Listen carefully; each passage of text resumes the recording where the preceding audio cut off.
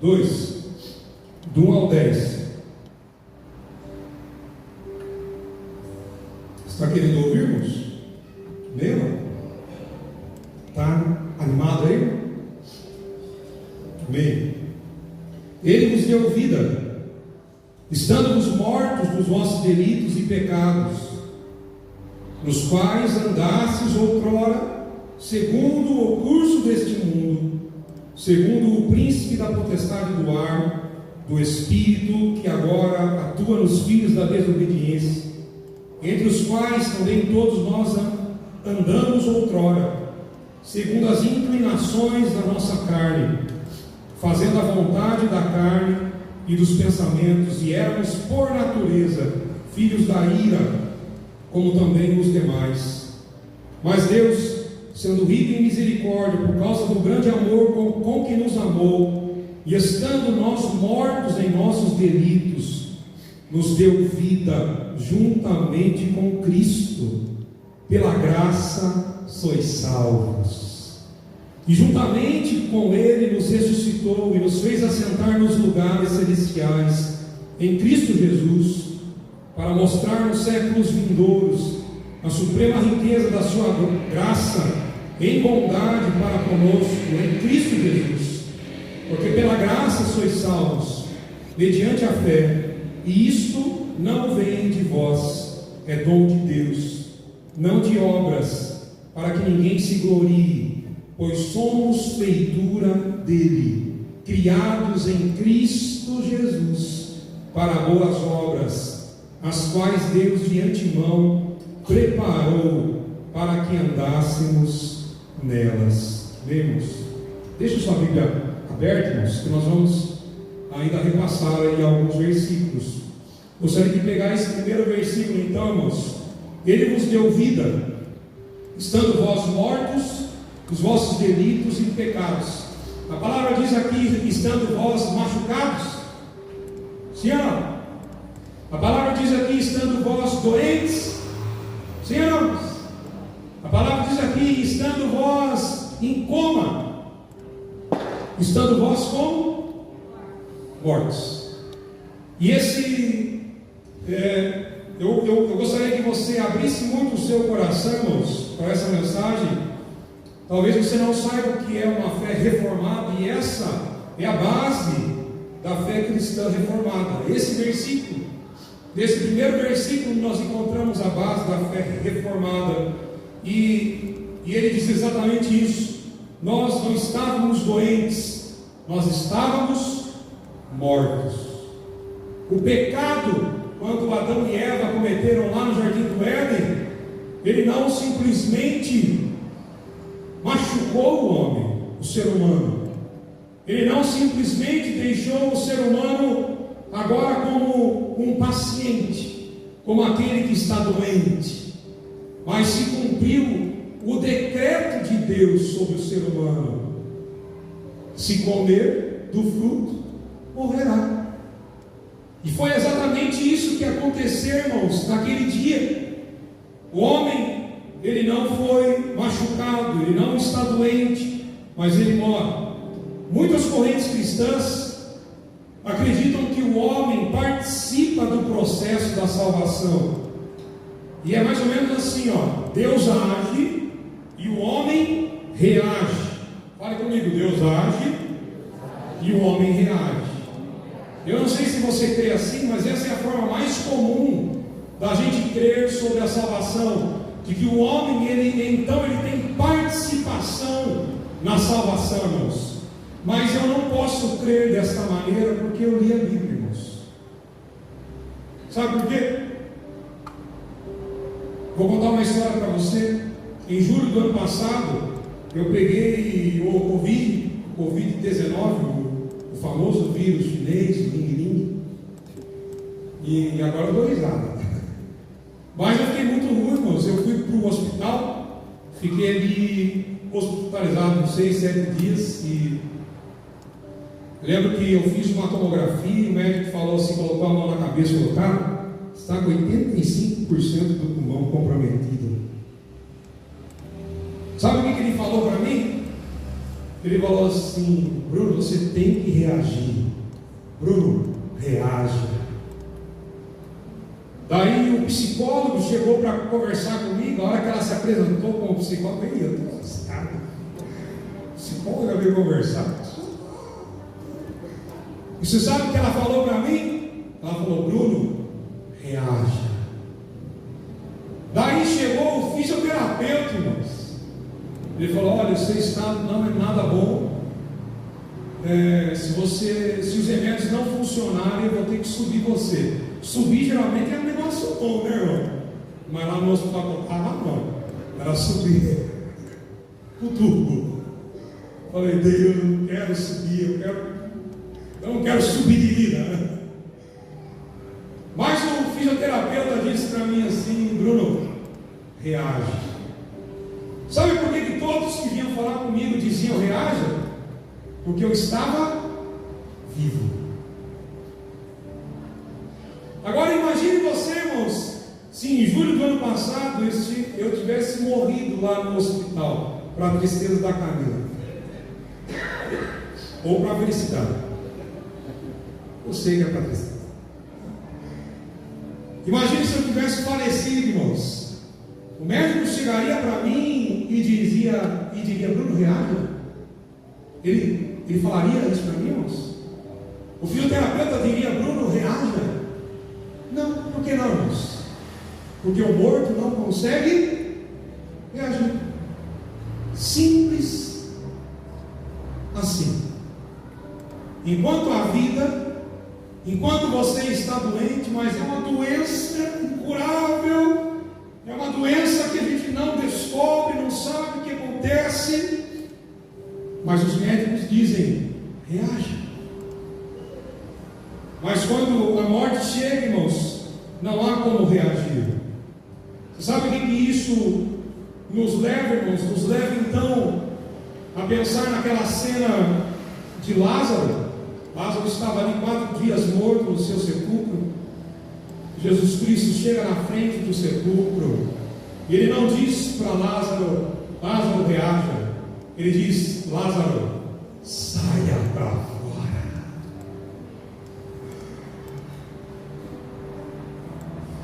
Lázaro não tinha condições de pedir socorro. Lázaro não tinha condições. Eu sei que não era por falta de vontade enquanto ele estava vivo.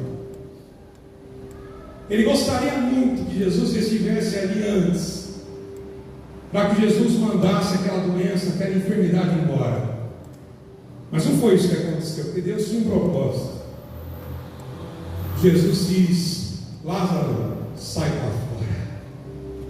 Por isso eu não acredito que Deus age e o homem reage. Com isso, irmãos, eu não estou falando que não tem a responsabilidade humana. Deus não vai ter fé por você, amém? Deus não vai viver uma vida de comportamento cristão por você, irmãos. Se Ele te comissionou, se Ele te chamou, se Ele te encontrou, se Ele te lavou, se Ele te deu uma nova natureza, se Ele regenerou o teu coração, se levante todos os dias e viva como tal. Viva na altura daquele que foi chamado por Ele, irmãos. Viva por Ele, porque Ele te chamou para isso. Vamos ler, irmãos, o verso 2 e 3.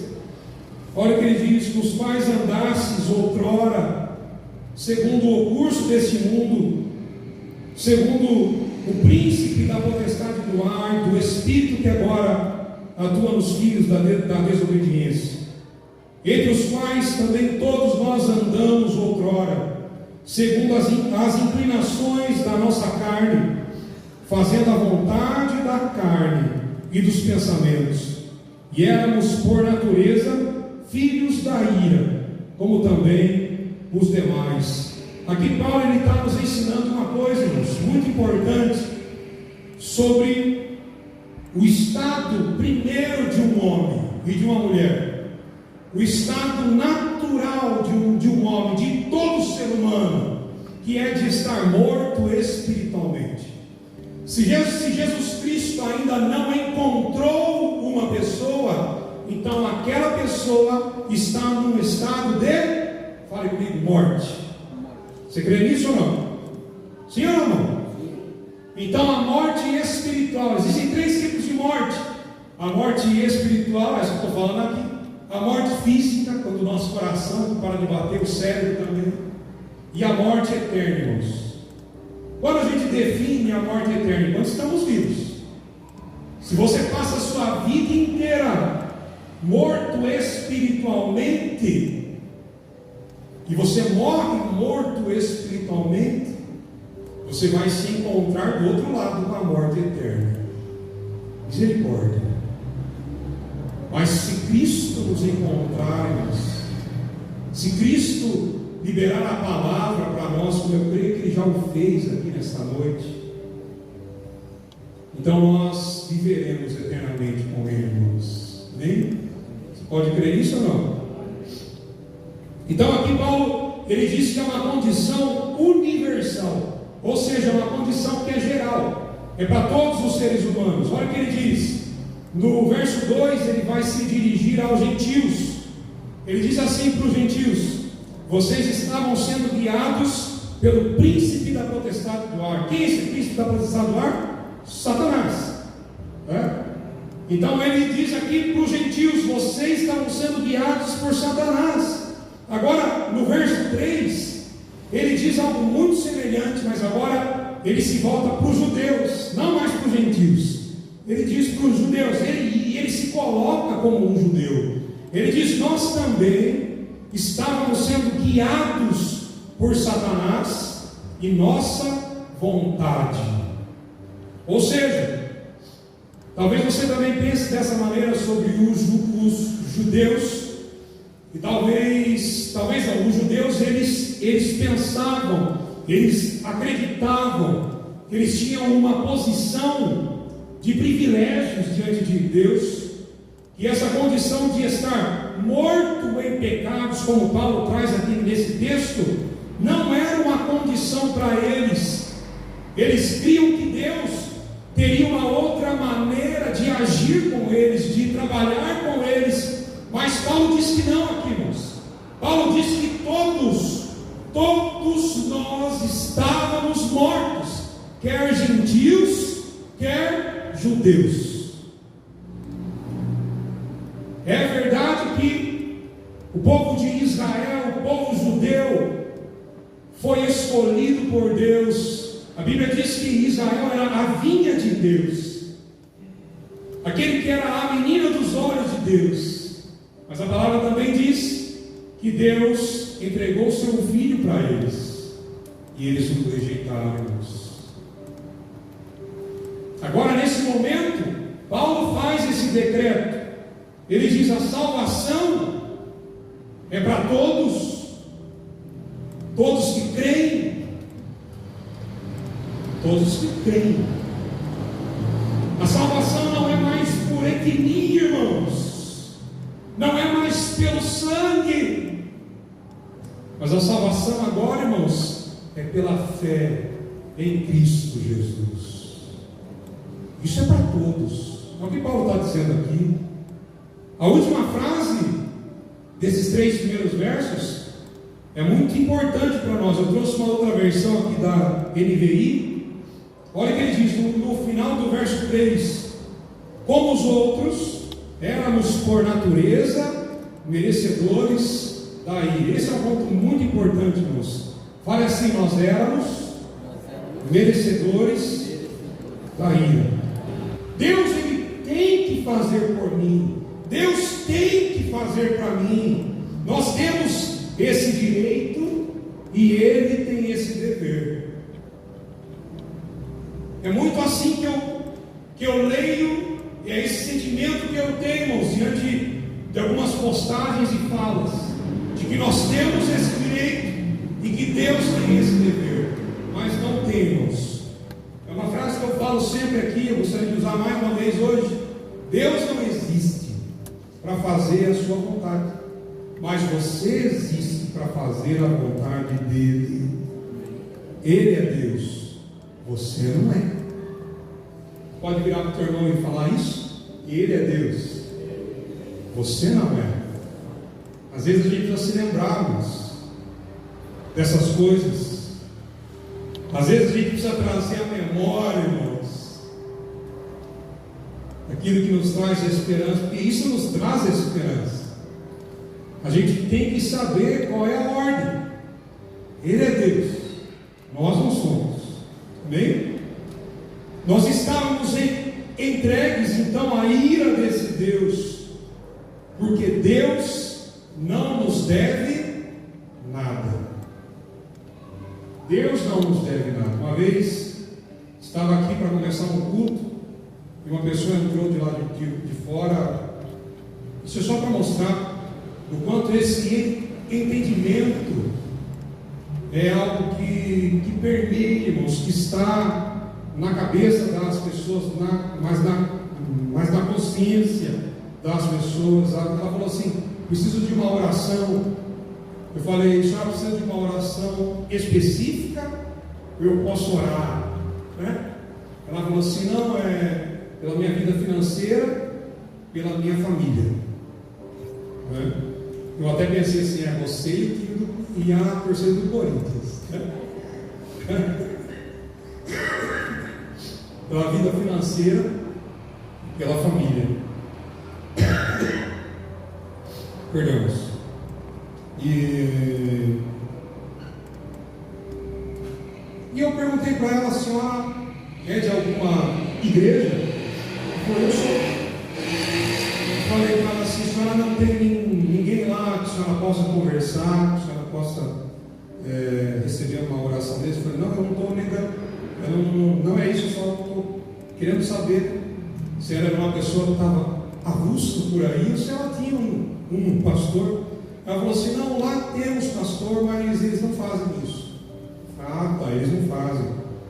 Daí ela falou assim: olha, eu vou falar bem a verdade para você. Aonde eu congrego lá, o pastor pede para a gente fazer alguns, como é que fala? Alguns propósitos, votos, isso. E eu faço todos, né? E eu vejo vários irmãos, Deus abençoando, Deus dando aquilo que eles pedem. Deus não faz para mim. Na hora que ela falou isso, Deus não faz para mim, daí ela finalizou assim, falou: então eu vim tentar aqui, porque se eu não conseguir aqui, eu vou tentar em outro lugar. Então, eu falei para ela assim: ó, irmã, eu vou falar uma coisa para você. Deus não deve nada para você. Eu fui desrespeitoso, irmão? Fui? Não fui. Deus não deve nada para ninguém, irmãos. Nós oramos porque Ele permite isso, porque Ele deixou para nós esse meio de graça. A oração tem um princípio, irmãos, que é de nós termos relacionamento com o nosso Abba Pai.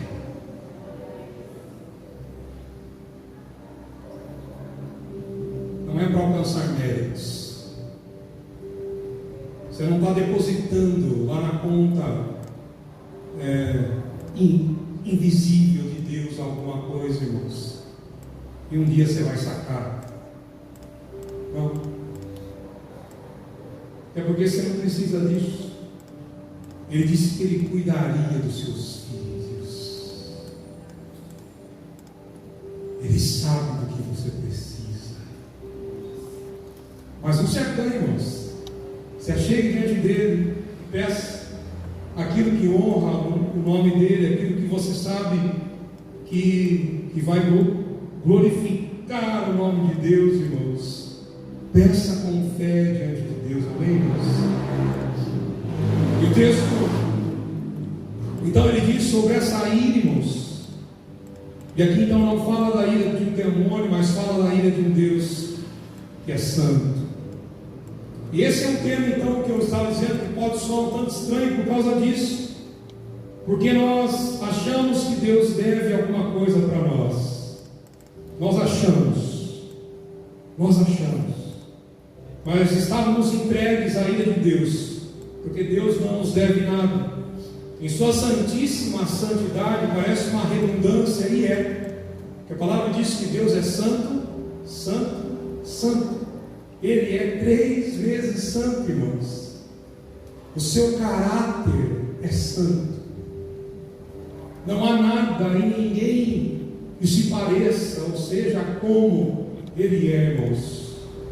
Então a santidade santíssima, a santíssima santidade de Deus, a santíssima vontade, a santíssima soberania de Deus, Deus teria todo o direito de, com a sua ira, nos fulminar.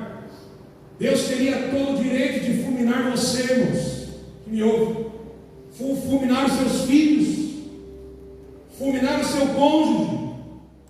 Olha lá, teve cônjuge aqui feliz. Deus opera essa grande obra. Opera. Tira a mão só um pouquinho, ou aperta mais um pouquinho.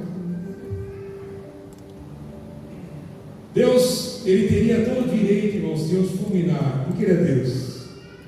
Ele não deve nada para nós, irmãos. Como Paulo diz, nós éramos merecedores da ira, da condenação de Deus. Você percebe que cenário é esse que Paulo está criando, irmãos? Olha bem para mim aqui, olha para mim, irmãos. Você sabe que quadro é esse? É um quadro sombrio que Paulo está pintando aqui, falando sobre o que nós merecíamos, falando sobre como nós éramos, como nós estávamos. Essa é a verdadeira antropologia do homem, irmãos. Mas olha, por que ele faz isso? Porque ele quer demonstrar para nós, logo após a graça de Deus, a sua misericórdia, em resposta a tal situação que estava sobre nós. Ele responde para nós algumas questões, algumas perguntas que são frequentes em nosso cristianismo. Eu gostaria que você ouvisse com atenção, porque talvez seja uma dúvida sua, talvez seja uma pergunta sua, e esse texto responde claramente, irmãos. Primeira pergunta que esse texto responde: o homem participa da salvação? É claro que nós já vimos isso lá no primeiro verso, quando Paulo disse que o homem estava morto nos seus delitos e pecados. E nós sabemos que o homem não reage. O homem pode reagir estando morto, irmãos? Não. Mas a pergunta: o homem participa da salvação? Olha que Paulo diz, verso 4: todavia Deus, sendo rico em misericórdia, por causa do grande amor. Irmãos, não é Deus anjo, Deus Maria, Deus igreja, Deus apóstolo, Deus o Papa, não, é somente Deus. Deus nos salvou. Eu vou falar uma palavra aqui que está muito conhecida no nosso meio ultimamente, e que cabe aqui nessa mensagem. A decisão de nos salvar foi monocrática. Deus é soberano na salvação, irmãos.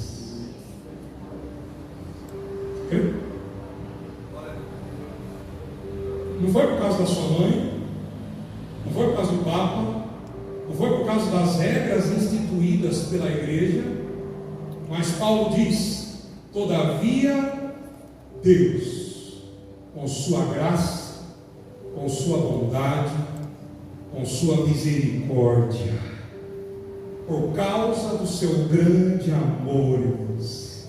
A segunda pergunta que esse texto nos responde: o que Deus levou em consideração para escolher os salvos? Efésios capítulo 1, depois da saudação que Paulo começa, pode ler lá na sua casa.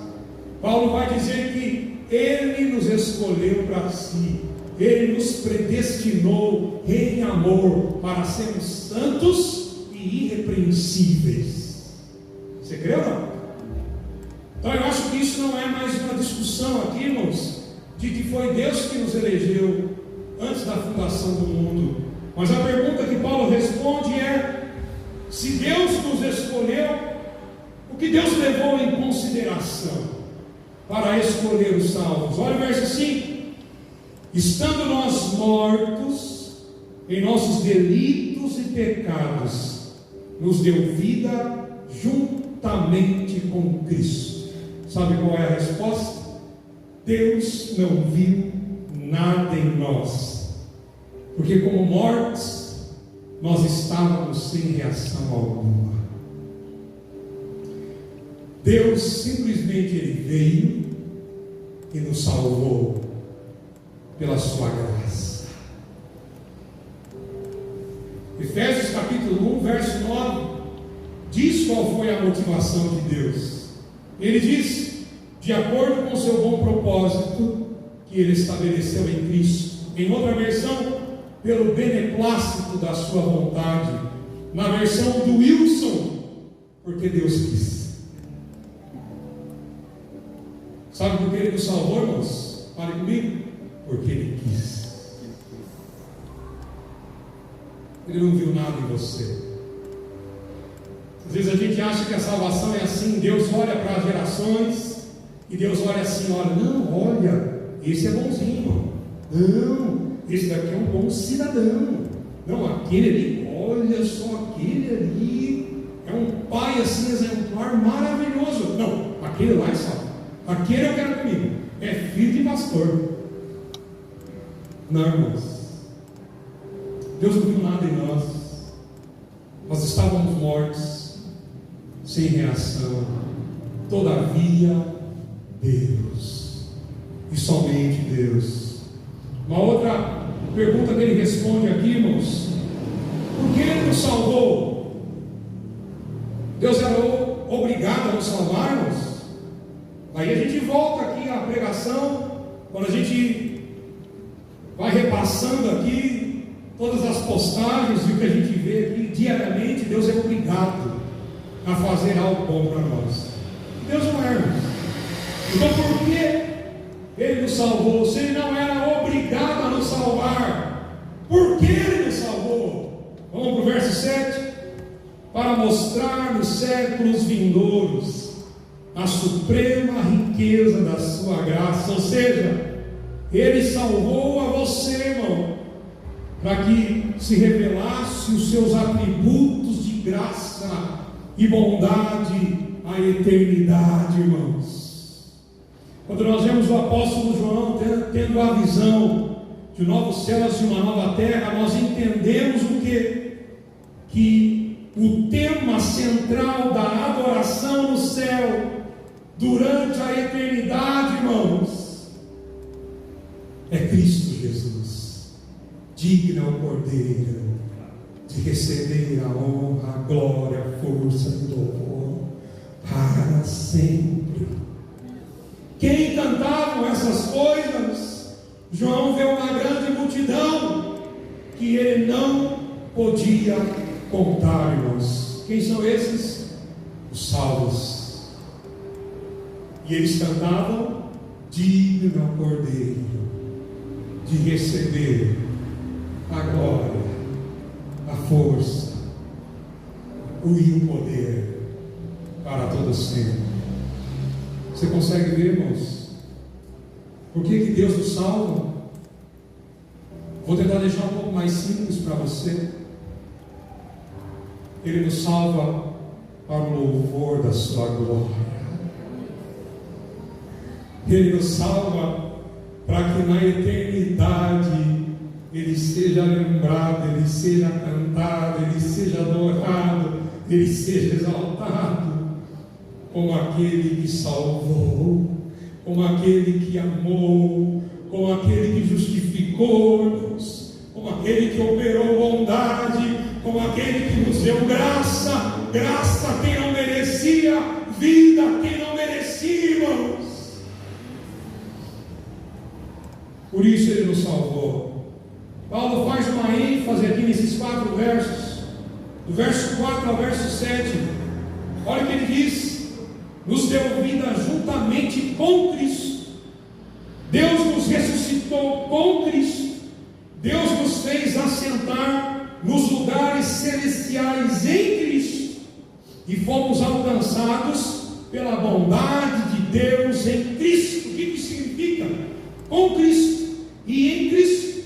Isso significa, irmãos, que nós só fomos salvos porque nos protegemos em Cristo. Fora de Cristo não há salvação. Longe de Cristo não há salvação, irmãos. Abandone a Cristo e você abandona a salvação. Quando Paulo diz, dá essas ênfases, nos deu vida com Cristo, nos ressuscitou com Cristo, nos fez assentar em Cristo, alcançados pela bondade de Deus em Cristo. É como aquele filho seu, irmãos. Eu estava ontem no parque com o Samuel. Ele estava na minha frente, estava coladinho comigo assim. Não lembro o que aconteceu, se foi um barulho. Não lembro o que aconteceu, que ele se assustou. Ele se assustou de um jeito, que ele pulou no meu colo e estava agarrado comigo. Eu falei, oxe, mas foi um negócio muito rápido. Eu falei, oxe, o que é isso, filho? Ele falou, é que eu me assustei, pai. Irmãos, quando Paulo diz em Cristo e com Cristo, é dessa maneira. Nós, na nossa caminhada, estaremos assustados com muitas coisas que virão, com muitas promessas, que às vezes nós não entendemos nada, e fica com um temor lascado, irmãos. Mas você sabe quando essas coisas cessam? Quando nós estamos no colo de Cristo. Quando nós estamos em Cristo. Porque Ele é o nosso lugar seguro, irmãos. Ele é a nossa redenção. Nós não ressuscitaríamos se Jesus não houvesse ressuscitado. E a palavra de Deus diz que ao terceiro dia Ele ressuscitou. Seu coração não se enche de esperança, seu coração não se enche de alegria, irmãos. Talvez não porque você esteja muito longe de Jesus. O convite é: se aproxime de Jesus, corra para Jesus, vá até Jesus, ore para Jesus, cante para Jesus, se mova em Jesus, se relacione em Jesus, irmãos. Faça tudo em Jesus. Certamente você não terá mais medo. Certamente nada mais vai te amedrontar, queridos. Eu sei que pode ter algo terrível no seu coração, quando você está sozinho, quando você está pensativo, você se pega com medos, com terrores. Mas agarre Jesus, porque o verdadeiro amor lança fora todo medo, irmãos. Vamos ler os últimos versos aqui, irmãos, para a gente finalizar. Verso 8 e 10, olha o que Paulo diz: porque pela graça sois salvos, mediante a fé, e isso não vem de vós, é dom de Deus, não de obras, para que ninguém se glorie, pois somos feitura dele, criados em Cristo Jesus para boas obras, as quais Deus de antemão preparou para que andássemos nela. Repita assim comigo: porque pela graça, diga, pela graça, sois salvos, mediante a fé. Isso não vem de vós, é dom de Deus, não de obras, para que ninguém se glorie. Você pode colocar lá para mim a conclusão, amigos, por favor? A gente vai ler então aqui, juntamente com os irmãos, a conclusão final, para a gente poder visualizar aqui esse final, irmãos. Mas pode deixar. Lá. Se você hoje crê em Cristo para a salvação, você só crê em Cristo porque Deus te deu o dom da fé. Pode passar. Você não creu porque era bonzinho, porque tinha um avô piedoso, porque seu pai era pastor. O dom de olhar para Cristo e dizer: tu és o Cristo, Filho do Deus vivo, é um dom que Deus te deu. Quero fazer um adendo aqui, irmãos, a essa parte. Quando nós vemos ali João capítulo 6, Jesus ele vai dizer para os discípulos que o seguiam quem ele era e qual era a sua missão. Ele vai dizer, entre tudo ali que ele vai dizer que ele era o verdadeiro pão do céu, e que aqueles que não comessem dele, não era digno dele, não entrariam no reino dos céus. E os discípulos que seguiam Jesus começaram a olhar para Jesus de uma maneira diferente, dizendo assim: viu, mas esse daqui não é o filho do carpinteiro? Esse daqui não é o filho do José? Esse Jesus não é aquele que a gente caminhou junto com ele quando ele era criança? Irmãos, por que algumas pessoas olhavam Jesus simplesmente como filho do carpinteiro, e quando Jesus pergunta para os discípulos, para os 12, Pedro então toma na frente e ele diz: Jesus, o Senhor não é só o filho do carpinteiro, não.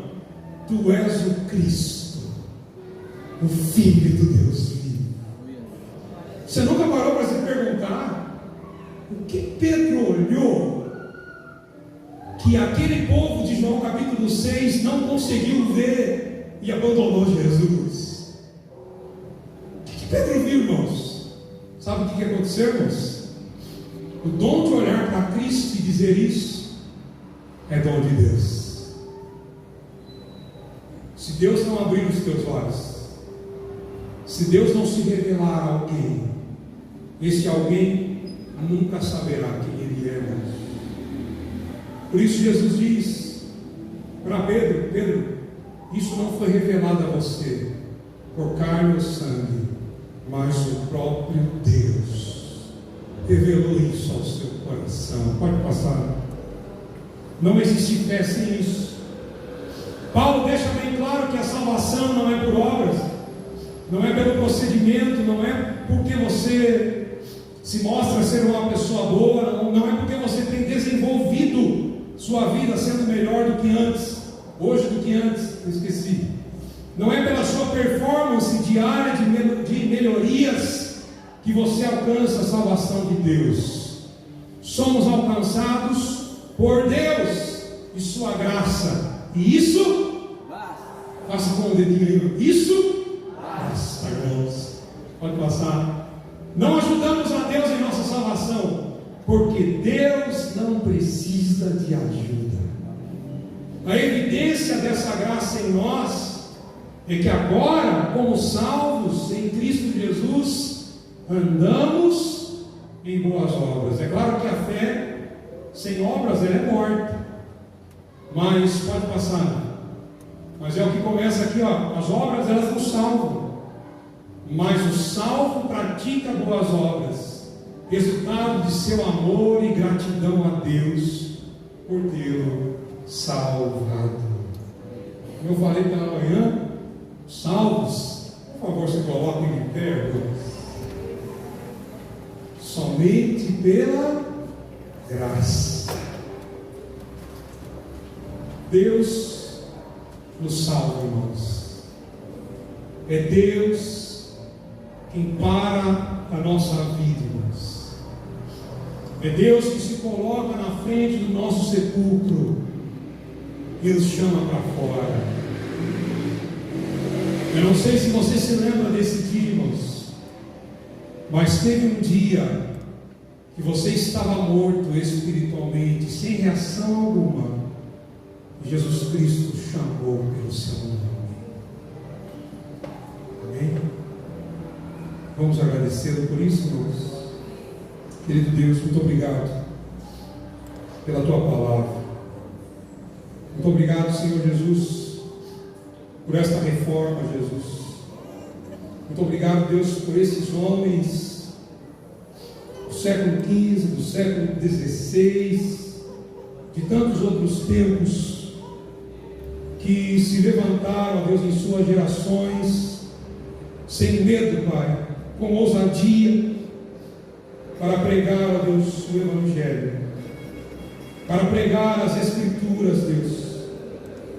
Eles foram ali perseguidos, hostilizados, martirizados, mas não abandonaram a fé.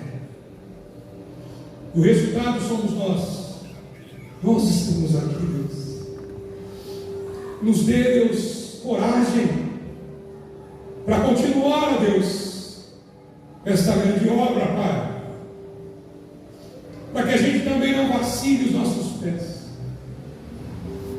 Para que a gente não tenha medo, Deus, de um ambiente hostil, de uma cara feia, de regras, de leis que possam ser contrárias a nós e a nossa fé, Senhor Jesus.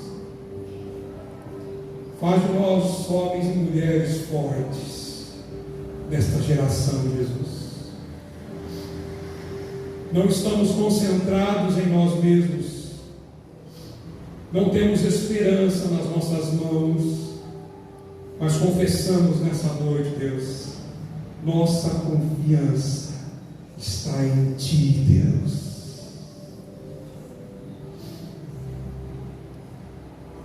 Nós sabemos que Tu és soberano para a salvação, Pai. Que a gente não queira fazer barganha com o Senhor, que a gente não queira comprar, ó Deus, as bênçãos, que a gente não queira comprar, ó Deus, a graça, porque isso não é possível, Pai. Tira as mentiras do nosso coração, Pai. Derruba as muralhas do nosso coração, Jesus.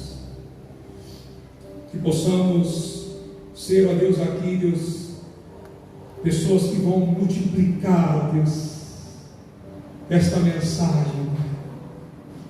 Pessoas aqui que vão levar, ó Deus, esta mensagem aos corações, de que Deus é soberano na salvação, de que Deus não precisa de ajuda, mas somente pela graça, Pai.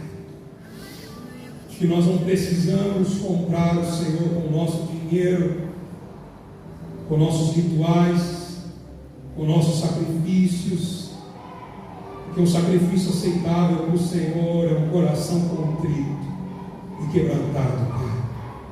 Nós te agradecemos por essa noite, te agradecemos, Senhor Jesus, pela luz da Tua palavra e pelo fogo nos nossos corações, Pai.